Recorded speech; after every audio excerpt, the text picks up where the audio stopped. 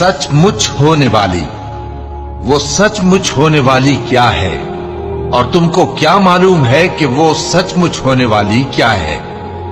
वही खड़खड़ाने वाली जिसको समूद और आद दोनों ने झुटलाया। सो समूद तो जबरदस्त जलजले से हलाक कर दिए गए, रहे आद तो उनको निहायत जोरदार आंधी से तबाह कर दिया गया। अल्लाह ने उसको 7 रात और 8 दिन उन पर चलाए रखा। तो ऐ मुखातब, तू उन लोगों को उसमें इस तरह गिरे हुए देखता जैसे खजूरों के खोखले तने, फिर क्या तू उनमें से किसी को भी बाकी देखता है?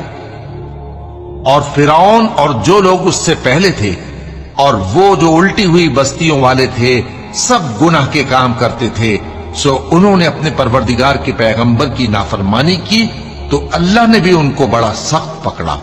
जब पानी तुग़यानी पर आया तो हमने तुम लोगों को कश्ती में सवार कर लिया ताकि उसको तुम्हारे लिए यादगार बनाएं और याद रखने वाले कान